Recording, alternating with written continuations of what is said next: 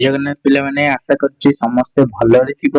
ଆଜି ଆମେ ପଢିବା କଣ ଷଷ୍ଠ ଶ୍ରେଣୀ କଣ ସାହିତ୍ୟର ପ୍ରଥମ ବିଷୟ। ପିଲାମାନେ ଆମର ବହି ଚେଞ୍ଜ ହେଇଛି ବୋଲି ଆପଣ ମାନେ ଜାଣିଛନ୍ତି। କଣ ଆଜି ଆମେ ପଢିବା ଷଷ୍ଠ ଶ୍ରେଣୀ ବହି ସାହିତ୍ୟ ବହିର ପ୍ରଥମ ଯୋଉଠିକି ବହିର ନାଁ କଣ ଅଛି ଆମର ସାହିତ୍ୟ ସୁଧା। ତ ଚାଲନ୍ତୁ ବିଷୟ ଦେଖିବା।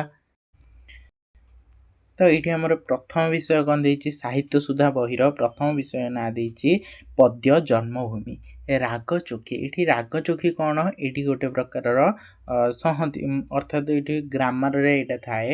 ପିଲାମାନେ ଏଇଟା ତୁମେ ବୁଝିପାରିବ ନାହିଁ ପଛରେ ବୁଝିବା। ତ ବିଷୟଟି ଆରମ୍ଭ କରିବା ପୂର୍ବରୁ ଆମେ ପ୍ରଥମେ କବି ପରିଚୟ ପଢିନେବା।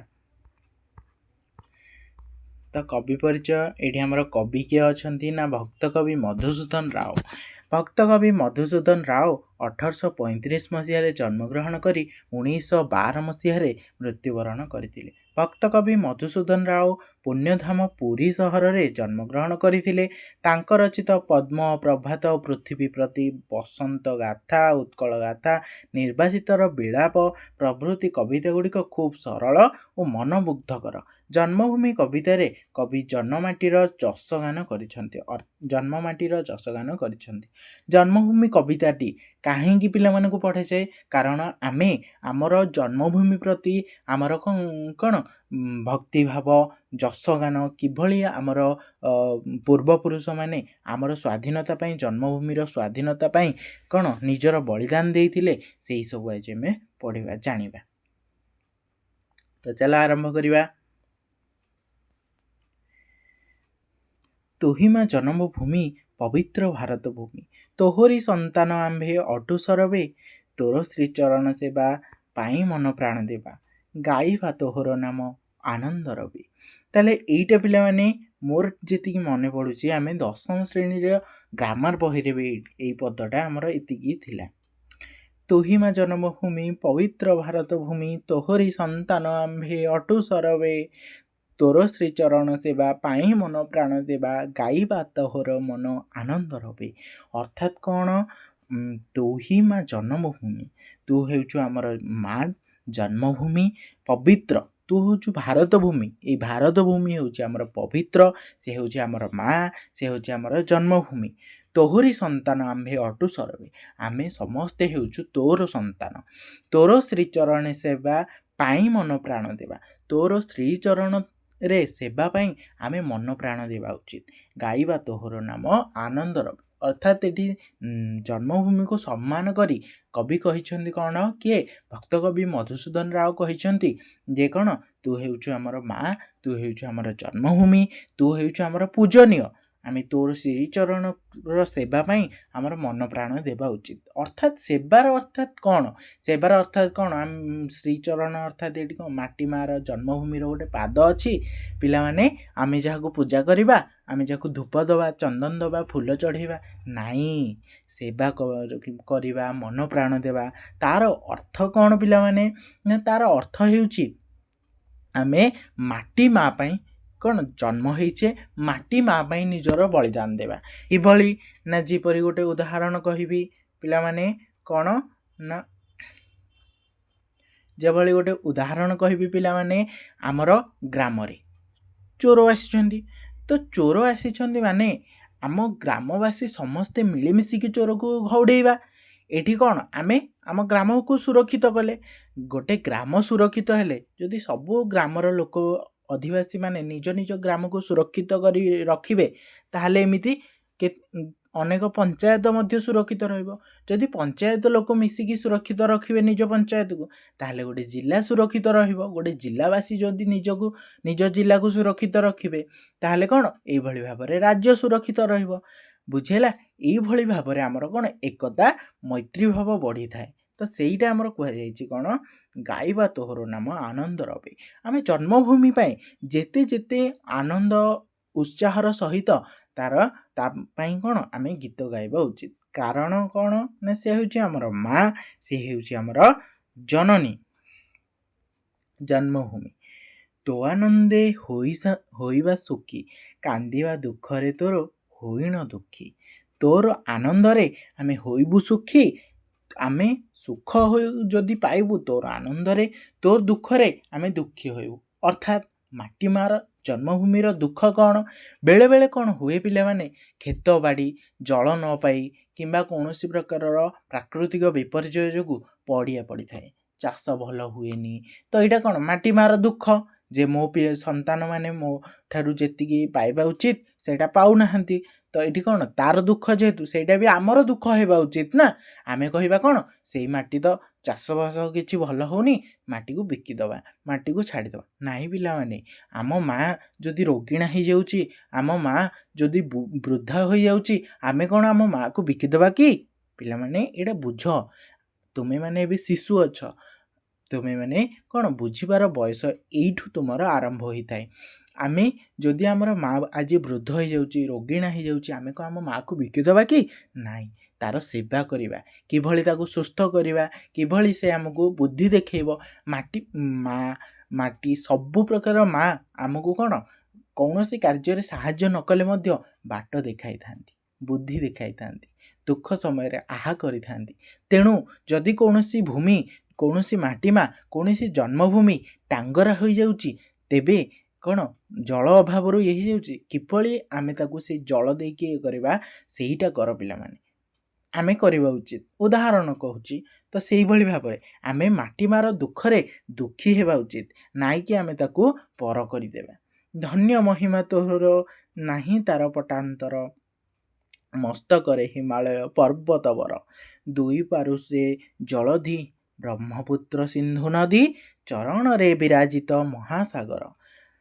ତାହେଲେ କ'ଣ ହେଇଛି ନା, ଧନ୍ୟ ମହିମା ତୋହର ନାହିଁ ତାର ପଟାନ୍ତର, ମସ୍ତକରେ ହିମାଳୟ ପର୍ବତ ଯାହାର ମସ୍ତକରେ ହିମାଳୟର ପର୍ବତ। ଆମେ ଯଦି ଭାରତ ମାନଚିତ୍ରକୁ ଦେଖିବା, ତାର ମସ୍ତକ ଭାଗରେ ଅର୍ଥାତ୍ ଅଗ୍ରଭାଗରେ କିଏ ଅଛି? ହିମାଳୟ ପର୍ବତମାଳା ଅଛି। ଧନ୍ୟ ତାର ମହିମା, ଦୁଇ ପାରୁଷେ ଜଳଧି ବ୍ରହ୍ମପୁତ୍ର ସିନ୍ଧୁ ନଦୀ। ଦୁଇ ପାରୁଷେ ଅର୍ଥାତ୍ ଦୁଇ ପାର୍ଶ୍ୱରେ, ପାରୁଷେ ଅର୍ଥାତ୍ ପିଲାମାନେ ଏଠି କ'ଣ ପାର୍ଶ୍ୱରେ, ଦୁଇ ପାର୍ଶ୍ୱରେ ଆମର କ'ଣ ଜଳଧି, ଅର୍ଥାତ୍ ହେଉଛି ନଦୀ, ବ୍ରହ୍ମପୁତ୍ର ଆଉ ଗୋଟେ ହେଉଛି ସିନ୍ଧୁ ନଦୀ, ଚରଣରେ ବିରାଜିତ ମହାସାଗର।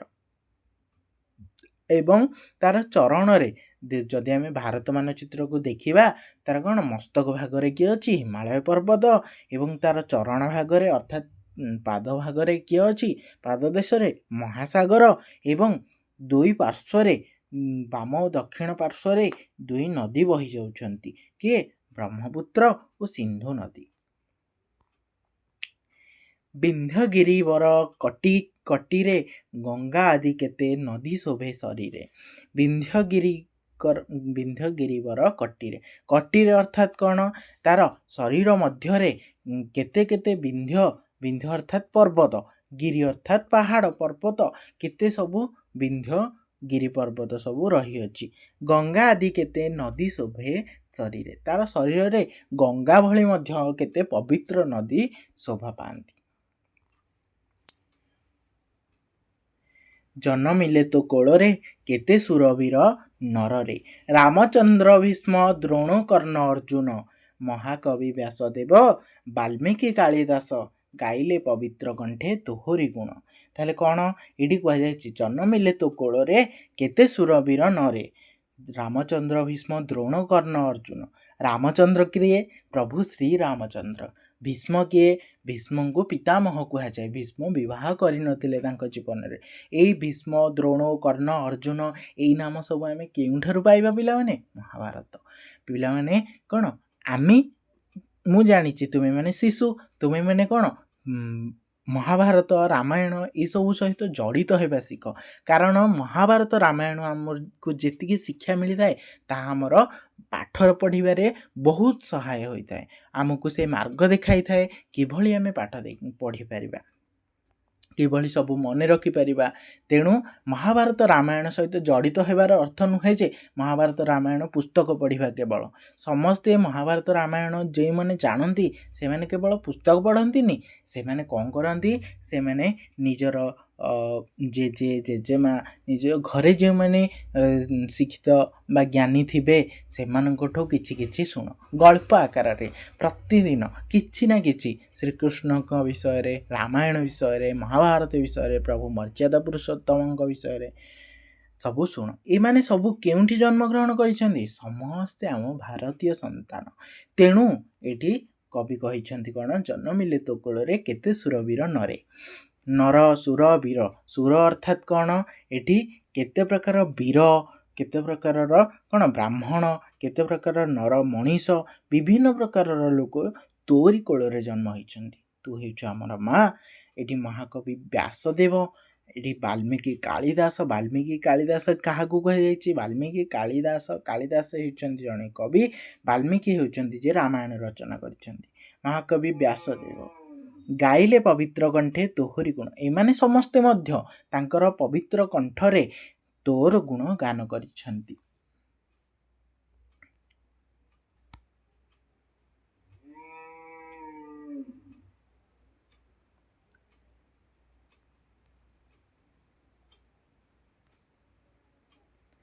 ଚୈତନ୍ୟାଦି ମହାତ୍ମା ଜନେ ପଚାରିଲେ ବିଭୁ ନାମ ଆନନ୍ଦ ହଉନି। ତାହେଲେ ବିଭୁ ଅର୍ଥାତ୍ ଏଠି ଈଶ୍ୱର। ବିଭୁ ଅର୍ଥାତ୍ ପିଲାମାନେ ଈଶ୍ୱରଙ୍କୁ ବୁଝାଇଥାଏ। ଚୈତନ୍ୟାଦି ମହାତ୍ମା ଜନେ, ଚୈତନ୍ୟଙ୍କ ଭଳି ମହାତ୍ମା ମଣିଷମାନେ କ'ଣ ପଚାରିଲେ ବିଭୁ ନାମ ଆନନ୍ଦ ମନେ। ସବୁବେଳେ ସେମାନେ କ'ଣ ପଚାରନ୍ତି? ବିଭୁ ନାମ, ଈଶ୍ୱରଙ୍କ ନାମ ଜପ କରୁଥିଲେ, ପ୍ରଚାର କରୁଥିଲେ। ପଚାରିଲେ ଅର୍ଥାତ୍ ପ୍ରଚାର କରୁଥିଲେ। ଚୈତନ୍ୟ, ଶ୍ରୀ ଚୈତନ୍ୟଙ୍କୁ ମଧ୍ୟ ଆମେ ପୂଜା କରିଥାଉ। ସେ କ'ଣ ତାଙ୍କର ସାରା ଜୀବନକୁ ଶ୍ରୀକୃଷ୍ଣଙ୍କ ନାମ ପ୍ରଚାର ପ୍ରସାର କରିବାରେ ବିତାଇ ଦେଇଥିଲେ। ତେଣୁ ତାଙ୍କ ନାଁ ମଧ୍ୟ ଏଠି କୁହାଯାଇଛି। କେତେ କେତେ ପୁଣ୍ୟବତୀ, କେତେ ପବିତ୍ରତା ସତୀ, କେତେ ବୀର ନାରୀ, କେତେ ବୀର ଜନନୀ। କେତେ କେତେ ପୁଣ୍ୟବତୀ, କେତେ କେତେ ପତିବ୍ରତା ସତୀ। ଆମର ଯେଉଁ ସାବିତ୍ରୀ ପାଳନ କରାଯାଉଛି ପିଲାମାନେ ପର୍ବ, ମାମୁଁ ଘରୁ ସବୁ ଆସିଥାଏ ଫଳମୂଳ। ତ ଏଇ ଯେଉଁ ପବିତ୍ରତା ସତୀ, ଏଇ ଯେଉଁ ସତୀ ସାବିତ୍ରୀ, ସିଏ ମଧ୍ୟ କେଉଁଠାରୁ ଆସିଛନ୍ତି? ଆମର ଭାରତରୁ ଆସିଛନ୍ତି। ତାଙ୍କର ଇତିହାସ, ତାଙ୍କର ଗାଥା, ତାଙ୍କର ମହିମା ସବୁ କେଉଁଠାରୁ ଆସିଛି? ଆମ ଭାରତରୁ ଆସିଅଛି। ପୁଣ୍ୟବତୀ, କେତେ କେତେ ପୁଣ୍ୟବତୀ ମଧ୍ୟ ତୋ କ'ଣ ସନ୍ତାନ। କେତେ ବୀର ନାରୀ, କେତେ ବୀର ଜନନୀ, ସବୁ ତୋରି ସନ୍ତାନ। ସମସ୍ତେ ତୋର ଦୁହିତା, ପଦ୍ମିନୀ ସାବିତ୍ରୀ ସୀତା, ଦୁର୍ଗାବତୀ ଆଦି କେତେ ବୀର ରମଣୀ। କେତେ କେତେ ବୀର ରମଣୀ ତୋରି ସନ୍ତାନ। ସମସ୍ତେ ତୋରି ଦୁହିତା। ଦୁହିତା ଅର୍ଥାତ୍ ଦୁଇ କୂଳର ହିତା। ଦୁହିତା ନାରୀମାନଙ୍କୁ କୁହାଯାଇଥାଏ। କାହିଁକି ନା ଗୋଟେ ଝିଅ ଗୋଟେ ବାପ ଘରେ ଜନ୍ମ ହୋଇଥାଏ, କ'ଣ ଶାଶୁ ଘରେ ବିବାହ କରି ରହିଥାଏ। ତ ଜନ୍ମଠାରୁ ବିବାହ ପର୍ଯ୍ୟନ୍ତ ସେ କାହାର? ବାପ ଘରର। ବିବାହ ପରଠାରୁ ମୃତ୍ୟୁ ପର୍ଯ୍ୟନ୍ତ ସେ କାହାର? ଶାଶୁଘରର। ତ ଶାଶୁଘରକୁ ଗଲା ପରେ ମଧ୍ୟ ସେ କ'ଣ ବାପ ଘର ଚିନ୍ତା କରିଥାଏ। ତ ଏଠି ଗୋଟେ ନାରୀ ଦୁଇ କୂଳର ହିତ ଚିନ୍ତା କରିଥାଏ। ଯେଉଁ ନାରୀ ଦୁଇ କୂଳର ହିତ ଚିନ୍ତା କରିଥାଏ ତାକୁ ଦୁହିତା କୁହାଯାଏ। ତ ଏଠି ମୁଁ ତୁମମାନଙ୍କୁ କାହିଁକି ବୁଝଉଛି ନା, ଆମ ମା' ଯେକି ଆମେ ତାଙ୍କୁ ବେଳେବେଳେ ଗୋଟେ ପିଲା ଥାନ୍ତି ନା, ବୋଉ ତୁ ସେତେବେଳୁ କ'ଣ କରୁଛୁ ଯେ। ତ ଏଇଭଳି ଭାବରେ ଆମେ କରିଥାଉ। ନମଇ ମା ଭକତି ଭରେ ଅଧମ ଅକ୍ଷମ ସୁତ ତୋ ଚରଣରେ। ନମଇ ମା ଭକତି ଭରେ ଅଧମ ଅକ୍ଷମ ସୁତ ତୋ ଚରଣରେ। ମୁଁ ଏଇ ଅଧମ, ଏଇ ଅକ୍ଷମ ସୁତ ତୋ ଚରଣରେ। ସୁତ ତୋ ଚରଣରେ ଅର୍ଥାତ୍ ମୁଁ ସମ୍ମାନ ଜଣାଉଛି ତୋ ଚରଣରେ। ମୁଁ ଭକ୍ତି ଭରେ ତୋତେ ସମ୍ମାନ ଜଣାଉଛି। ତ ଏଇଭଳି ଭାବରେ ଆମର ସରିଯାଇଛି। ପିଲାମାନେ ଭଲ ଲାଗିଥିଲେ, ଭିଡ଼ିଓଟି ଭଲ ଲାଗିଥିଲେ ଲାଇକ୍ ନିହାତି କରିବ, ସବସ୍କ୍ରାଇବ୍ କରିବାକୁ ଭୁଲିବନି। ରହିଲି, ଜୟ ଜଗନ୍ନାଥ। Thank you.